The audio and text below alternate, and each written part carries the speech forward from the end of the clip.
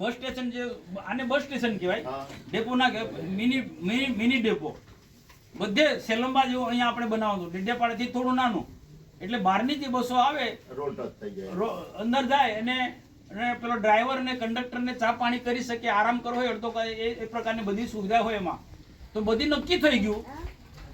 આ જિલ્લા પંચાયત વાળાએ આપણા ધારાસભ્ય બધા ભેગા થઈ ને શોપિંગ બનાવવાના, રાજપાડી શોપિંગ, અહીંયા શોપિંગ, બીજા અલગ અલગ સારા બી કામો લીધા છે, એને આવકારે છે. પણ આ બધા શોપિંગોની શું છે? દુકાનો કમ ભાઈ બીજી જગ્યાએ વેપારી ના બનાવી શકે?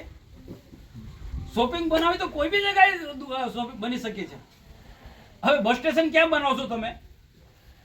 હવે નેત્રંગમાં બસ સ્ટેશન નેત્રંગ લોકો પૂછશે અહીંના બધા આગેવાનોને, કેમ બસ સ્ટેશન નથી બનાવતા? ઠરાવ થયો કે જિલ્લા પંચાયતમાં એને કાઢીને તમે શોપિંગ બનાવને, કમ શોપિંગ બને એટલે ટકાવારી મળે. હકીકત જ છે ને ગિરીશ, શોપિંગ બને તો બધાની જ ટકાવારી હોય. શોપિંગની વધારે જરૂર છે, એ શોપિંગ સેન્ટરની વધારે જરૂર છે કે બસ સ્ટેશનની વધારે જરૂર છે? લોકોને પૂછો, લોકો અભિપ્રાય આપશે. હા, અને નેત્રંગનું તમે જોવો છો બધા કરતા એવું સેન્ટર છે, ચારે બાજુથી બસો આવે. નેત્રંગ એવું છે કે ચારે બાજુથી બસો આવે ને અહીંયા બસ સ્ટેશન ને મિની બસ ડેપો નહીં. હા,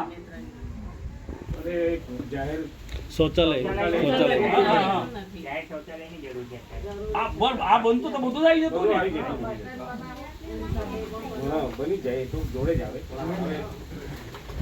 કમસે કમ એટલું તો તમારે આપણા લોકોએ, જેને ધારાસભ્ય બી સમજવું જોઈએ, જિલ્લા પંચાયત પ્રમુખો બી સમજવું જોઈએ, એના બધા લોકોએ સમજવું જોઈએ.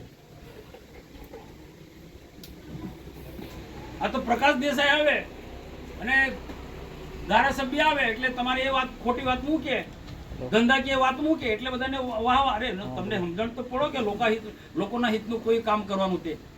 આ શોપિંગ સેન્ટર એટલે લોકોના હિતનું કામ છે? શોપિંગ સેન્ટર એટલે લોકોના હિતનું કામ છે? એ ધંધાકીય એ છે. અરે વેપારીઓ તો ગમે ત્યાં તમારે એ શોપિંગ દુકાનો બનાવવાના છે, પણ બસ સ્ટેશન તમને મળવાનું નેત્રંગને. જો ભાઈ મને તો કોઈ નુકસાન નથી, આવો બાપુ એટલું સમજી લે તો મને કોઈ નુકસાન નથી. આ વિષય શું છે, કોઈ વખત જાહેર સભામાં કઈ લોકો એમના પર થૂકશે. આવા ધંધા નહીં કરવાના, પ્રજાહિતના કામો કરવાનો હોય, પારદર્શક વહીવટ કરવાનો હોય. લોકોને ખબર નથી પડતા શોપિંગ ને આપણે બધા સેટિંગ છે, ટકાવારી વાળા બધા ધંધો કરે છે. જે કોંગ્રેસમાં ચાલતું હતું, બીટીપીમાં ચાલતું હતું, એ ભાજપમાં ચલાવવા માંગે છે. જે કોંગ્રેસમાં ચાલતું હતું, બીટીપીમાં ચાલતું હતું, આ શોપિંગ સેન્ટરો બનાવી છે, હવે ભાજપમાં બધું ચાલવા થયું છે. આપણે એ ચલાવવાનું છે. મનસુખ વસાવા કોઈ દિવસ નહીં ચલાવે. પ્રજાના હિતનું કામ હશે તેને જ હું સમર્થન કરીશ. મામાએ બહુ બધી સારી વાત કરી. તાલુકા પંચાયત જીતવી, જિલ્લા પંચાયત જીતવી છે ભાઈ. આ બધી જ વાતને બધાએ કામે લાગી જવાનું. નાના મોટા પ્રશ્નો સોલ્વ કરીશું. વિકાસના બધા જ કામો ખેડૂતોથી માંડીને બધી નેત્રંગ તાલુકા આપ્યો છે, કેટલો ઝડપથી વિકાસ થયો છે, થઈ રહ્યો છે. પાર્ટી છે આપણે કેન્દ્રમાં રાજ્યમાં, એના કારણે બધો વિકાસ થયો. આવનારા દિવસોમાં પણ કરવાનો છે. એટલે તાલુકા પંચાયત, જિલ્લા પંચાયત આપણે બનાવવાની છે. એટલે આ ઘણી બધી જે યોજનાઓ છે વિકાસ લક્ષી, એ તાલુકા પંચાયત આપણે છે, જિલ્લા પંચાયત હશે તો આપણા લોકો સુધી પહોંચાડી શકીશું, તો છેવાડાના લોકો સુધી પહોંચાડીશું.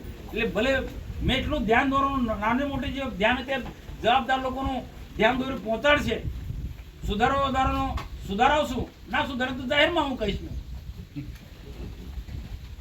પણ આપણે તાલુકા પંચાયત, જિલ્લા પંચાયત પૂરી તાકાતથી ગમે તે હોય, કોઈ પદ મળ્યું હોય નહીં મળ્યું હોય, પણ આપણે તાલુકા પંચાયત બનાવવાની અને પ્રજાના કામો હજુ અધૂરા ઘણા બધા કામો કરવાના છે, એ કરવાના છે.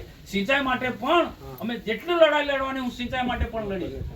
એમાં રાજ્ય સરકારમાં છે કે ભારત સરકારમાં, જ્યાં પણ લડાઈ લડવાની હોય રજૂઆત કર, લડાઈ કરતા રજૂઆત કરવાની. જ્યાં પણ કોઈ મારે રજૂઆત કરવાની હશે તો લડીશ. નેત્રંગ તાલુકાને, વાલિયા તાલુકાને, ઝઘડિયા તાલુકાને સિંચાઈનું પાણી મળવું જોઈએ, ડેડિયાપાડા સાગબારાને મળવું જોઈએ. તે પણ નર્મદાનું પાણી કરજણ ડેમમાં નાખો ને આખા બધા એરિયાને પાણી આપો, એ મારી માંગણી છે ને એ માંગણી સતત વળગી રહી. અને સાથે મારે તમને પણ ટકોર કરવી છે, રાયસિંગભાઈને ને તમને બહુ તમે ના આખું નતંગ તાલુકાની મીટિંગ છે.